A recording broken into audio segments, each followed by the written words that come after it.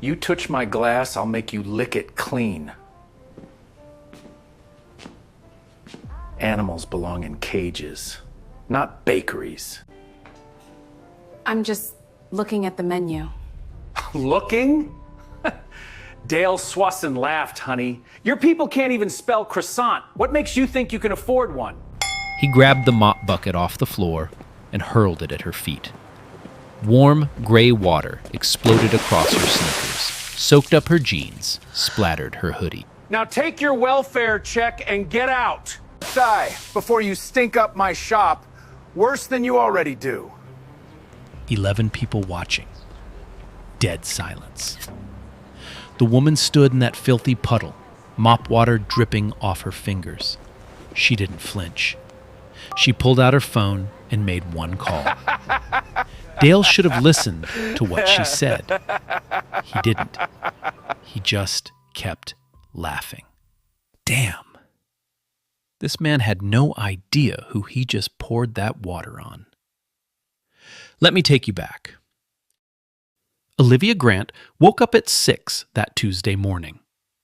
Her alarm buzzed on the nightstand next to a stack of folders and a half-empty mug of cold coffee from the night before.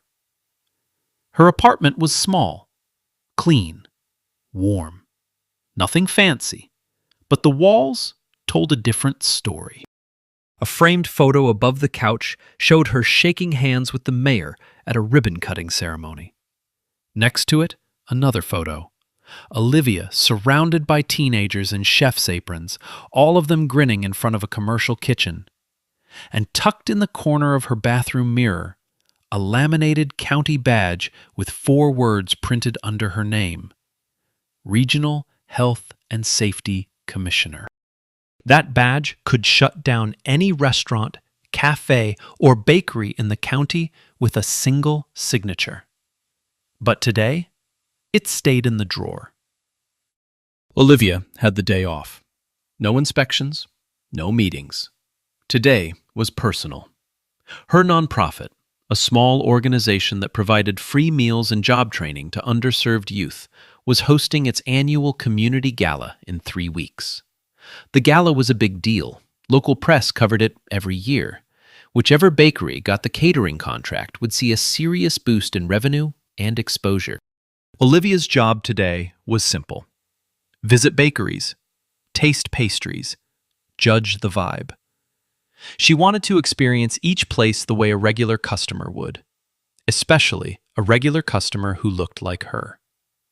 So she dressed down. Gray hoodie, worn jeans, white canvas sneakers. A small crossbody bag with her phone, her wallet, and a leather notebook she carried everywhere. No lanyard, no badge, no title. Just a black woman walking into a bakery on a Tuesday morning. Now let me tell you about that bakery. Swanson's Heritage Bakery sat on the corner of Main Street like something out of a magazine. Brick front, hand-painted sign in forest green and gold.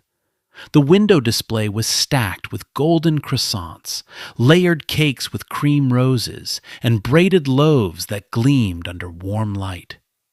Locals loved this place. The town paper had featured it 3 times. Parents brought their kids here after soccer games. Couples ordered wedding cakes months in advance. From the outside, it looked perfect. Inside was a different story. Dale Swanson stood behind the counter that morning, barking orders at his part-time employee, a 19-year-old named Tessa Moore. She'd arranged the display case wrong. Again. The eclairs were too close to the scones. The macarons weren't color-coded. "I've told you 6 times, Tessa. 6! This is a legacy. You treat it like one, or you find another job." Tessa nodded quickly and fixed the display without a word. She'd learned months ago that arguing with Dale only made things worse.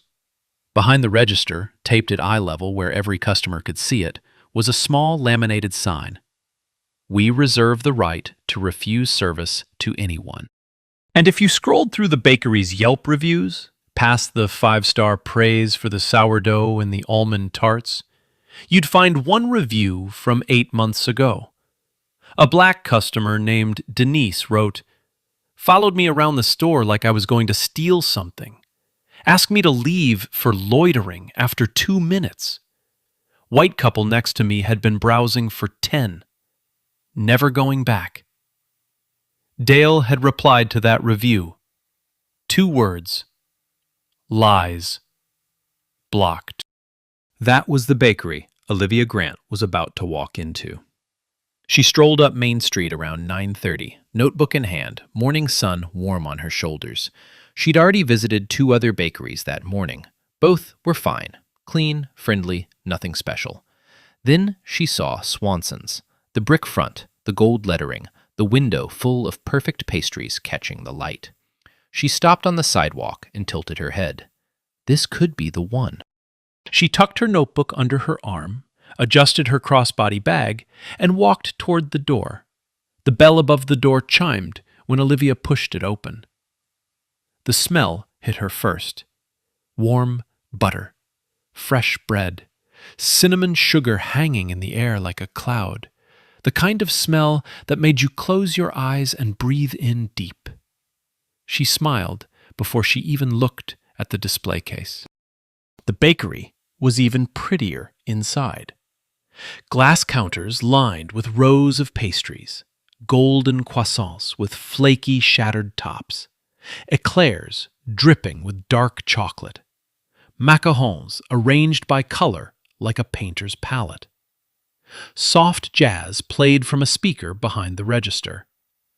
Morning light poured through the front windows and caught the sugar dust floating above the trays.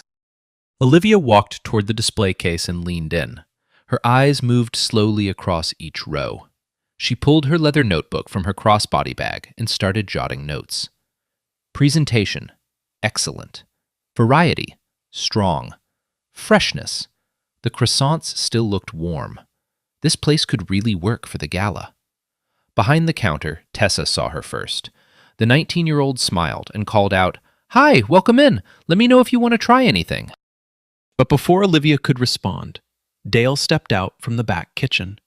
He was wiping flour off his hands with a rag. He saw Olivia. His smile dropped. He didn't say hello. He didn't nod. He just stared at her, the way a security guard stares at someone they've already decided is a threat. His jaw tightened. His eyes went to her hoodie, her sneakers, her skin. He shot Tessa a look, sharp, cold, unmistakable. Tessa's smile vanished. She looked down at the register and said nothing. Olivia didn't notice any of this. She was still leaning over the display case, murmuring to herself, "The layering on these danishes is beautiful. And they've got savory options, too. Nice." She scribbled something in her notebook. That's when Dale walked over. He didn't say, "Can I help you?" He didn't say, "What can I get for you?" He stood 3 feet away from her, arms crossed, and said, "You planning on buying something? Or are you just here to breathe on my glass?" His tone was flat, cold, the kind of cold that doesn't need volume to cut. Olivia looked up, slightly surprised. She kept her voice even. "I'm looking. I might actually order quite a bit." Dale scoffed. A short exhale through his nose. "Right. Sure you will." He leaned closer. "Don't touch the glass." He turned and walked back behind the counter. Olivia's smile faded, just slightly. She straightened up and kept browsing, but now she felt it, that prickling heat on the back of her neck, the feeling of being watched, studied, measured. She moved to the next section of the display case. Dale's eyes followed her like a shadow. Then the front door chimed again. A white couple walked in, mid-40s, khakis and polo shirts. Dale's entire body language changed in an instant. His shoulders dropped. His face opened up. He grinned wide. "Hey, the Andersons! How are you guys? Come in, come in!" He came around the counter and shook the man's hand, patted him on the shoulder, turned to the wife. Carol, I saved you 2 of those lemon tarts you love, on the house. Carol laughed. Dale, you spoil us. That's what I'm here for. Olivia watched this from the other end of the counter. She didn't say anything, but she noticed. She noticed the warmth Dale poured over these customers, the free samples, the first names, the easy laughter. And then she looked down at her own hands, still holding a notebook that Dale had treated like a weapon. She opened to a fresh page and wrote 1 line. Just one. Dale saw her writing. His grin faded. He walked back toward her, faster this time. What are you writing in that thing? You some kind of inspector or something? He laughed at his own question. A short, dismissive bark of a laugh. Like the idea of this woman being anyone with authority was the funniest joke he'd heard all week. Olivia looked up. She almost answered honestly. But she caught herself. Just notes. I'm scouting bakeries for an event. Dale's eyes narrowed. Scouting, right. He looked her up and down. Hoodie, jeans, sneakers. Fancy event planner you must be.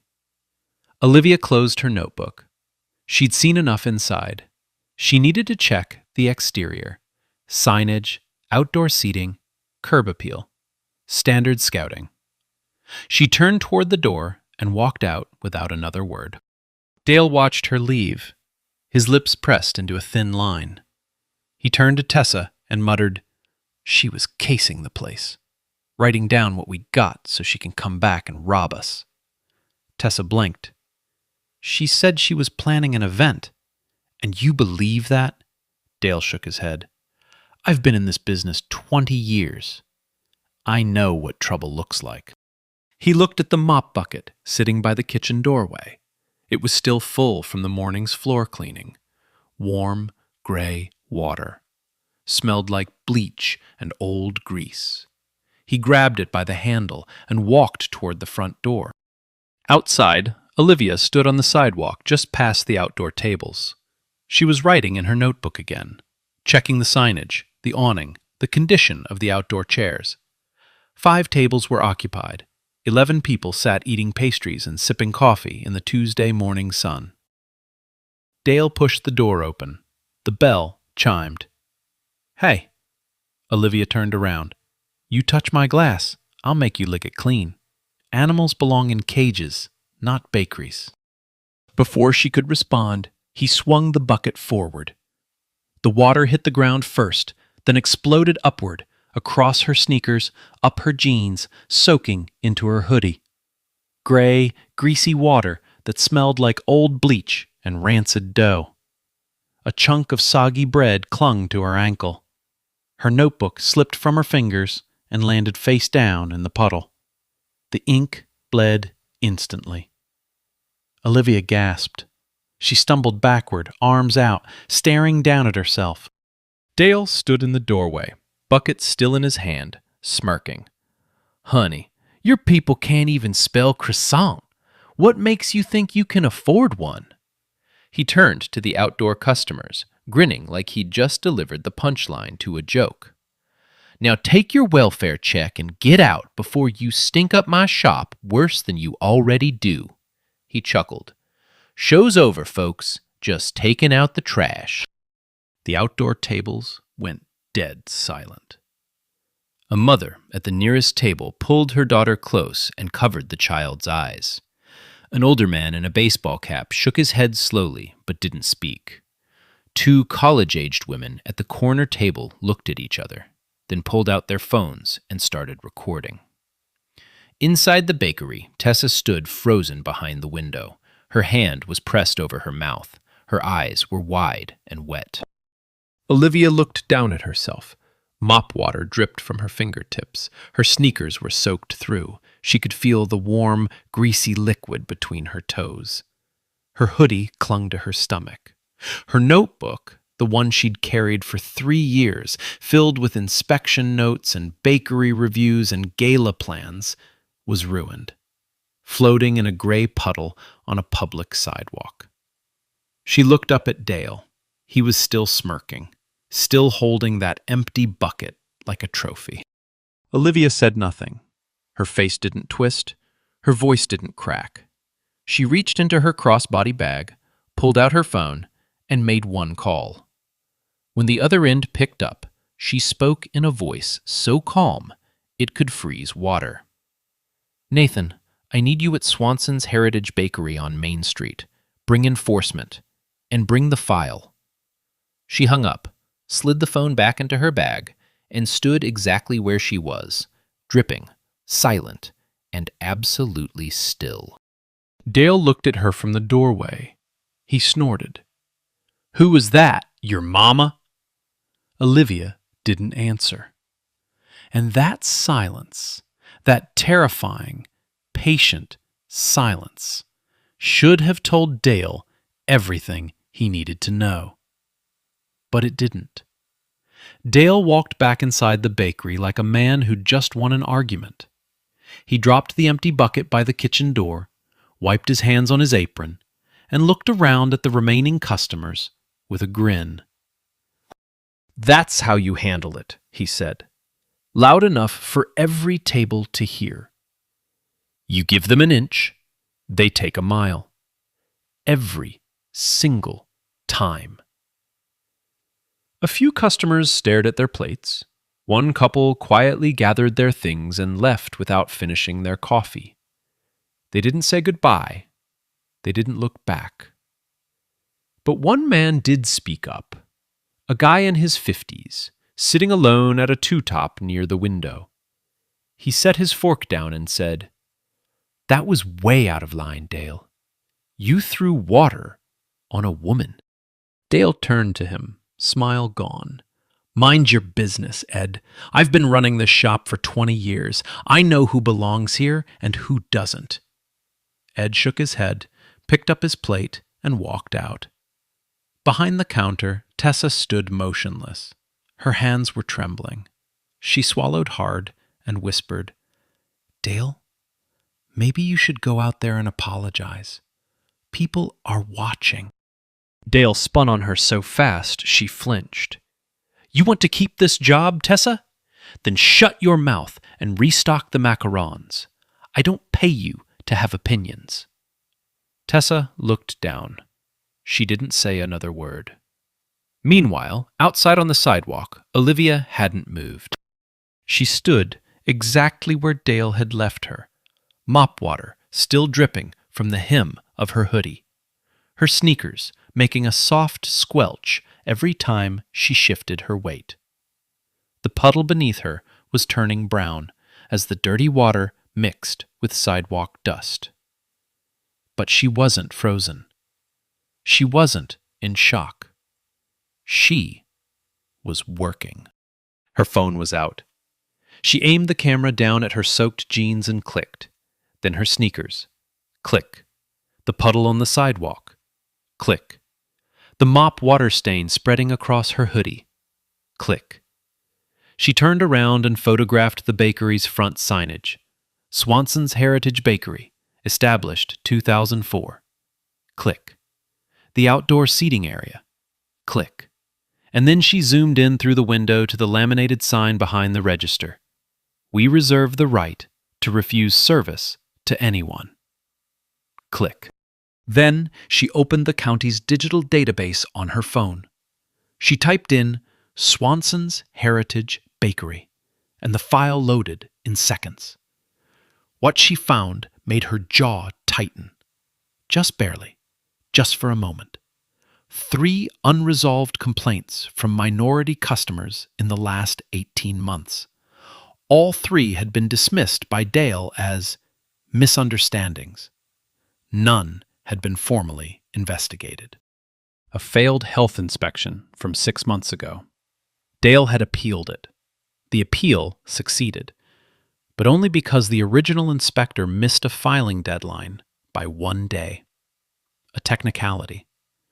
The violations themselves were never addressed. A fire safety citation from last year. Dale claimed he'd corrected the issue, but there was no record of a follow-up inspection. No one ever went back to check. Olivia screenshotted every page. She forwarded everything to 2 addresses, her office email and Councilwoman Brenda Taylor's personal inbox. Then she did something that showed exactly who she was. Her leather notebook was destroyed, soaked through, ink bleeding, pages warped. 3 years of notes gone. But Olivia didn't mourn it. She opened the Notes app on her phone and started typing from memory. Everything she'd observed inside the bakery before Dale threw the water. Display case temperature appeared to be running above safe range, at least 2 degrees, maybe more. Tessa handling pastries without gloves. No visible hand-washing station near the front counter. The operating permit behind the register? She'd caught a glimpse of the expiration date. It had lapsed. She typed it all, calmly, methodically, standing in a puddle of dirty mop water on a public sidewalk, building a case against the man who put her there. Across the street, the 2 college women who'd been recording were already uploading the video. One of them, a girl in a denim jacket with braids, walked over to Olivia. "Hey, are you okay? That was insane. We got the whole thing on video." Olivia looked up from her phone. "I'm fine, thank you." Her voice was steady, quiet. "Would you be willing to share that video with authorities if they ask?" "Absolutely. 100%. The other girl called out from the table. "It's already got 200 views, and I posted it 3 minutes ago." Word started spreading down the block. A woman from the flower shop 2 doors down stepped outside and stared. The owner of the dry cleaner next door came out with his arms crossed. Across the street, a black man in a barber's smock pushed open his shop door and walked straight over to Olivia. "Miss, I saw what happened. I'm James. I own the barber shop right there." He held out a clean white towel. "You need to sit down?" Olivia took the towel and pressed it against her hoodie. "Thank you, James. I'm okay. I'll stand."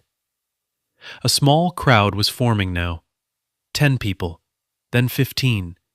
Phones out, murmuring.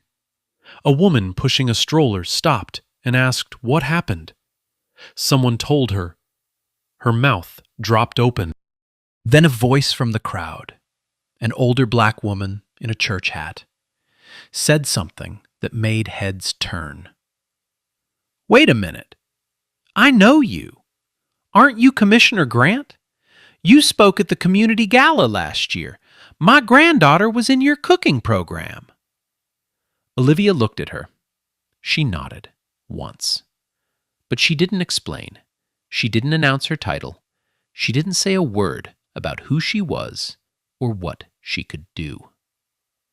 She was waiting. Inside the bakery, Dale noticed the crowd. He'd been rearranging bread baskets, trying to pretend nothing happened. But when he glanced out the window and saw 15 people on the sidewalk, half of them holding up phones, his hands stopped moving. "Tessa, why are there people out there?" Tessa looked through the glass. "They're filming, Dale." Dale's face changed. For the first time since he'd thrown the water, something flickered behind his eyes. Not guilt, not regret. Fear. But he buried it fast. He puffed out his chest and shook his head. "Let them film. I'm a business owner standing on my own property. I didn't break any laws. She was trespassing." "She was on the sidewalk, Dale. That's public. I said let them film." He walked to the front door and locked it. The deadbolt clicked loud in the quiet bakery. Then he pulled the shade halfway down. He went back behind the counter and started wiping surfaces that were already clean. His hands moved fast, too fast. He glanced out the window every few seconds. More people, more phones. A man in a barber smock pointing at the bakery. Dale muttered to himself, "It's fine. It's my shop, my property. 20 years I've been here. 20 years." He said it like a prayer, like if he repeated it enough times, it would protect him. It wouldn't. A black SUV turned onto Main Street and rolled to a stop directly in front of Swanson's Heritage Bakery. The crowd on the sidewalk went quiet. The driver's door opened. A man stepped out in a navy blazer, pressed slacks, and polished shoes.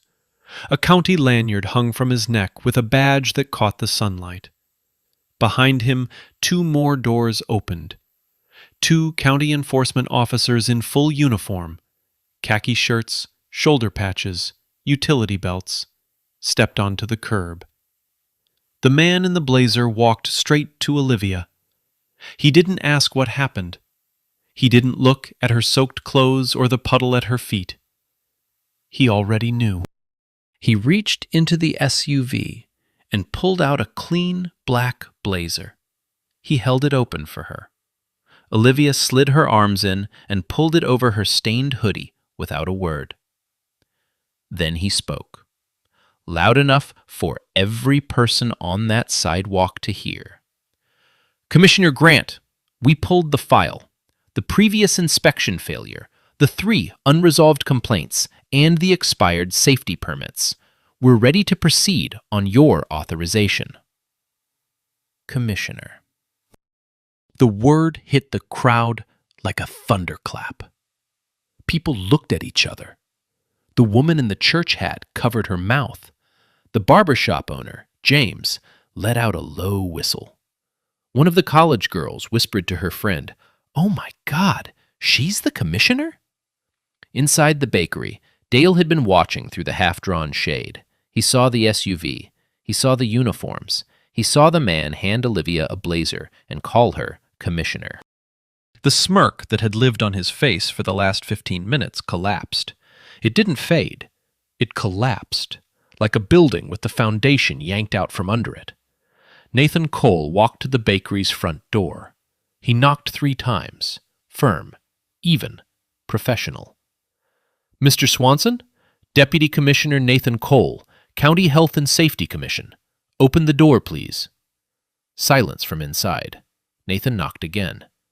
"Mr. Swanson, this is an official visit. Open the door." Dale stood behind the counter, frozen. His hands gripped the edge of the marble top. His knuckles were white. He looked at the locked deadbolt. He looked at Tessa. Tessa looked back at him. And for the first time in all her months working there, she didn't wait for his permission. She walked to the front door, turned the deadbolt, and pulled it open. Nathan and the 2 enforcement officers stepped inside. The bell above the door chimed, the same cheerful little sound it made when Olivia first walked in that morning. But this time, it didn't sound cheerful. It sounded like a countdown. Nathan placed the document on the counter in front of Dale. An emergency inspection order, stamped, signed, and dated. This authorizes a full emergency inspection of this establishment, effective immediately. Dale's eyes shot to the signature line at the bottom of the page. He read the name. His mouth opened, then closed, then opened again. "Commissioner? Her?" He pointed toward the door. She was wearing a hoodie." "Mr. Swanson?" Olivia's voice came from the doorway. She stepped inside, the blazer over her stained hoodie, her sneakers still wet, leaving faint prints on the tile, her cross-body bag hanging at her hip. And in her right hand, held up at eye level, her county badge, gold seal, her name printed beneath her photo in clean black letters. Olivia Grant, Regional Health and Safety Commissioner. "Mr. Swanson, my name is Olivia Grant. I'm the Regional Health and Safety Commissioner for this county." Her voice was calm, measured, every word placed like a brick. I was here today on a routine scouting visit for a community event. What I observed, both in how you treat your customers and how you run your operation, gives me more than enough cause to authorize this inspection. Dale stared at the badge, then at her face, then back at the badge. The color drained from his skin like someone had pulled a plug. The man who'd called her an animal. The man who'd told her to go back to the hood. The man who'd thrown a bucket of dirty mop water on her and called it taking out the trash. That man was now standing in his own bakery, watching her authorize its destruction. He opened his mouth, but nothing came out. Not a word, not a sound. The enforcement officers were already moving. One pulled the digital thermometer and pressed it against the display case glass. He checked the reading, shook his head, typed something into his tablet. The other officer walked behind the counter. Dale flinched as he passed, and opened the kitchen door. He checked the fire extinguisher mounted on the wall. He read the tag. Expired. He photographed it, logged it. They checked food handling stations. No gloves at the prep counter. No hand-washing log. A tray of uncovered pastries sitting next to an open trash bin. They checked the permits behind the register. The operating license had lapsed 3 months ago. Every violation was documented, photographed, logged on official tablets in real time. Dale followed them around the kitchen like a ghost. He tried excuses first. That thermometer's been broken for a week. I've got a guy coming to fix it. Then threats. I'll call my lawyer. I know people on the city council. You can't just barge in here. Nathan didn't even look up from his tablet. Mr. Swanson, obstructing an official inspection is a finable offense under county code. I'd recommend you step back and let us finish. Dale shut up. He leaned against the wall of his own kitchen, watching two strangers open his refrigerators, photograph his storage areas, and log every failure he'd been hiding for years. And in the doorway, Olivia stood with her arms crossed, still dripping, still silent, still watching. 25 minutes. That's how long the inspection took. 25 minutes to tear apart everything Dale Swanson had spent 20 years building. When the enforcement officers finished, Nathan Cole walked to the front counter and laid his tablet flat for Olivia to review. She scrolled through the findings in silence. Her face didn't change. Not once. Then she looked up. Mr. Swanson, here's where we stand. Her voice was even, official. The same mouth that had politely asked to look at a menu an hour ago was now reading a death sentence for his business. We've documented 11 violations. 4 are classified as critical. She listed them, one by one. Unsafe food storage temperatures across multiple display units. The cold case was running almost 4 degrees above the legal limit. Every pastry in that case was a liability. Evidence of pest activity in the back kitchen. Mouse droppings along the baseboards behind the flour storage rack. A grease trail near the drainage pipe that hadn't been cleaned in weeks. Expired fire suppression equipment. The extinguisher on the kitchen wall had been dead for 5 months. If a grease fire broke out, there was nothing to stop it. Failure to maintain valid operating permits. The license behind the register had lapsed 3 months ago. Dale had been running an unlicensed bakery since January. Any single one of these, Olivia said, is grounds for immediate closure. She picked up a pen. She signed the emergency closure order right there on his own counter. Her signature was steady. No hesitation. Nathan handed the bright orange placard to one of the enforcement officers. The officer walked to the front door, peeled the adhesive backing, and pressed it flat against the glass. Closed by order of the County Health and Safety Commission. The orange was so bright it almost glowed against the bakery's charming green doorframe. Dale watched the whole thing like a man watching his house burn. His face cycled through every stage in real time. First, denial. This is retaliation. You know that, right? This is because of the water. You're punishing me because I hurt your feelings. Then, bargaining. I can fix all of this today. Right now, give me 24 hours.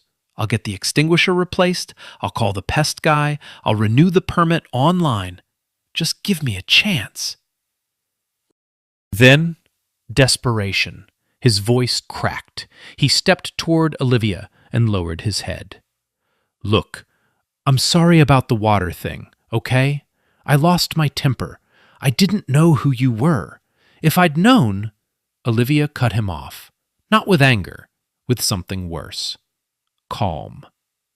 Mr. Swanson, the water is a separate matter entirely. This closure is based solely on health and safety violations that endanger public welfare. She paused. Let it land. Who I am should not determine how you treat people. Dale had nothing left to say.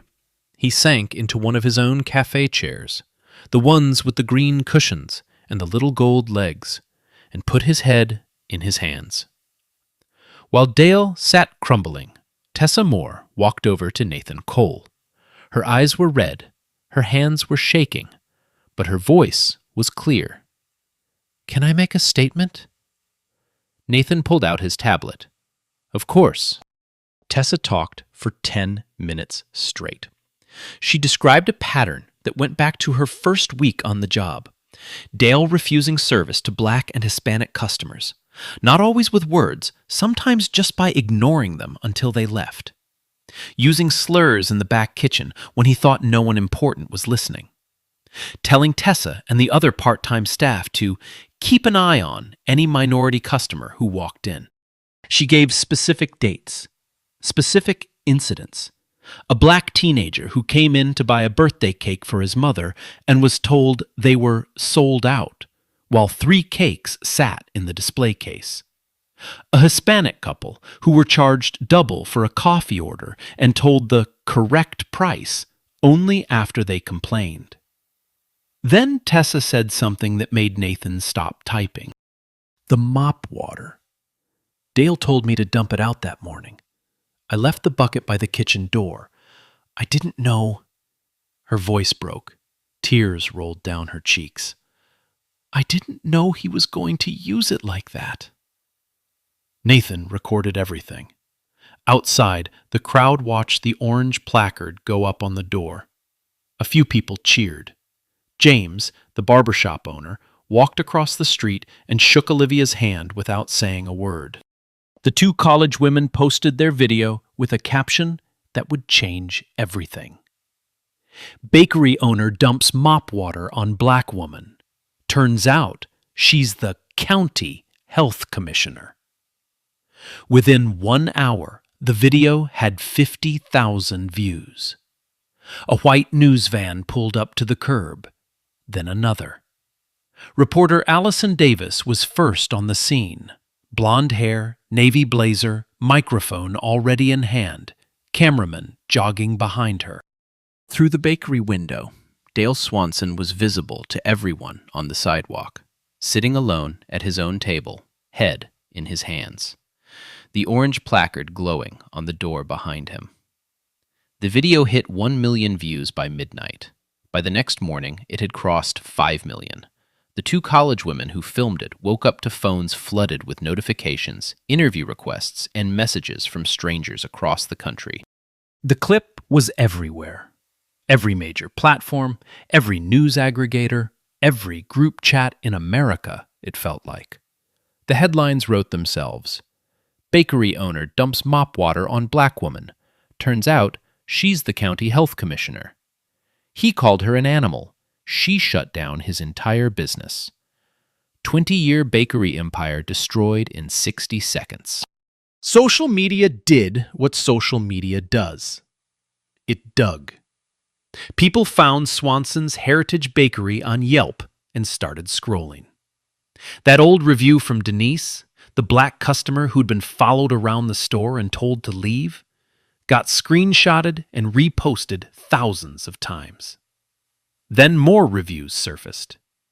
A Hispanic man who said Dale charged him extra for a coffee and pretended it was the regular price.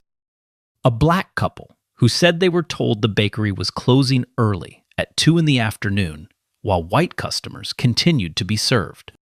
Then the former employees started talking. A woman who'd worked there 3 years ago posted a video of her own. She described Dale using racial slurs in the back kitchen, calling black customers shoplifters before they'd even touched anything, telling staff to watch minority customers like hawks and to never offer them free samples.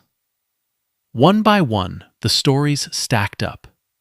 Different people, different years, same pattern, same man. Councilwoman Brenda Taylor held a press conference on the steps of City Hall the following afternoon. She stood behind a podium with the county seal and spoke directly into a wall of cameras.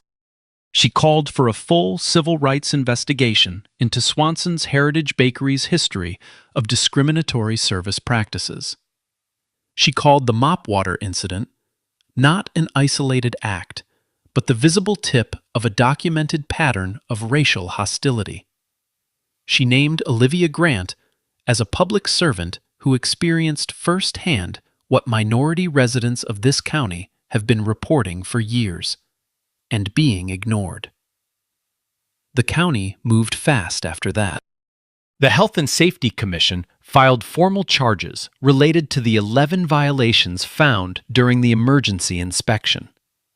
Operating a food establishment with critical safety failures carried steep fines. The criminal negligence charges alone could mean jail time. But that wasn't all. The district attorney's office opened a separate investigation into the mop water assault itself. The video, Tessa's sworn testimony, the documented history of racial discrimination, Dale's own words, animals belong in cages, your kind, go back to whatever hood you crawled out of. All of it pointed in one direction. Hate crime. Dale hired a lawyer. A good one. Expensive suit, corner office, 30 years of experience. The lawyer's advice was simple and direct. Settle quietly. Apologize publicly. Cooperate with every investigation. Minimize the damage. Dale didn't listen. Instead, he called into a local AM radio show 3 days after the incident. He spent 14 minutes on air claiming he was the victim of a witch hunt. He said Olivia had set him up. He said she came into his bakery dressed like a street person on purpose to provoke him. He said the health violations were minor stuff that every bakery in the county has. He said the real problem was people who can't take a joke. The radio clip went viral within the hour. Another 5 million views. The comments were brutal. Dale's lawyer released a public statement the same evening, distancing himself from his client's radio remarks. By the end of the week, he dropped Dale as a client entirely. The DA's office watched the radio interview too. They added additional charges. Dale's own words on air demonstrated what prosecutors called consciousness of guilt and a complete absence of remorse. Dale couldn't find another lawyer willing to take his case for 2 weeks. The trial began 6 weeks later. The courtroom was packed. Local news cameras lined the hallway. Allison Davis sat in the front row of the press section with a notebook on her knee. The prosecution played the video first, the full, unedited clip. Every person in that jury box watched Dale Swanson grab a mop bucket and hurl dirty water at a black woman standing on a public sidewalk. They watched him smirk. They heard him say, "Just taking out the trash." 2 jurors looked away. One woman in the back row pressed her hand to her chest. Tessa Moore took the stand on day 2. She was nervous. Her voice shook at first, but once she started talking, she didn't stop. She described 3 years of watching Dale humiliate minority customers, specific dates, specific words, the birthday cake lie, the double-charged coffee, the slurs in the kitchen when he thought no one important could hear. The defense tried to discredit her. "Isn't it true you were fired and hold a grudge?" Tessa shook her head. "I wasn't fired. I quit. The day after the mop water. And the only thing I hold is regret for not speaking up sooner." 3 former customers testified after her. Each one described a different visit to Swanson's Heritage Bakery. Each one described the same experience: being watched, being followed, being made to feel like they didn't belong in a place that sold bread. Dale took the stand on the final day. His new lawyer advised against it. Dale insisted. Under direct examination, he tried to sound reasonable. "She was acting suspicious, writing things down, looking around. I was protecting my business." The prosecutor stood up for cross-examination. She asked one question.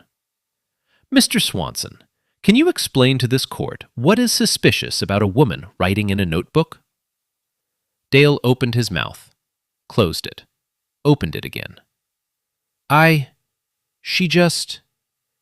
looked like she was..." No further questions. The jury deliberated for less than 4 hours. Guilty on assault charges. Guilty on the hate crime enhancement. Guilty on multiple counts of health code criminal negligence. The judge handed down the sentence the following week: 18 months in county jail, $250,000 in fines, permanent revocation of his food service license, mandatory completion of cultural sensitivity and anti-discrimination training upon release. Swanson's Heritage Bakery was permanently closed. The charming brick building on the corner of Main Street sat empty for 3 months. Then, Olivia's nonprofit signed the lease. The space became home to a Black-owned cafe cooperative. 6 local minority bakers sharing a commercial kitchen, rotating the menu weekly, training young people from the same neighborhoods Dale had mocked. The county's complaint investigation process was reformed. Every previously ignored complaint from a minority customer was reopened and reviewed. Councilwoman Brenda Taylor sponsored a local ordinance requiring implicit bias training for all food service business owners as a condition of license renewal. And the community gala? It went ahead as planned. Without Swanson's Bakery, it partnered with all 6 bakers from the new cooperative instead. It raised a record-breaking amount that year. The longest standing ovation of the night went to a 19-year-old pastry chef from the East Side who had never baked professionally before the cooperative gave her a chance. So where are they now? Olivia Grant is still the Regional Health and Safety Commissioner. She didn't slow down after the trial. She didn't take a victory lap. She went right back to work the Monday after the verdict. Same office, same stack of folders, same cold coffee on the nightstand. But something did change. 3 months after the case, she received an invitation to speak at a National Food Safety Conference in Washington, D.C. The topic? The intersection of civil rights and public health enforcement. How discrimination in service industries isn't just a social problem, it's a safety problem. She accepted. And when she walked onto that stage in front of 400 professionals, she was wearing the same white canvas sneakers, cleaned, scrubbed, but the same ones. She never said why. She didn't have to. Tessa Moore enrolled in community college that fall, social work major. On weekends, she volunteers at Olivia's nonprofit, helping run the youth cooking program. The two of them talk regularly now, not as commissioner and witness, as mentor and mentee.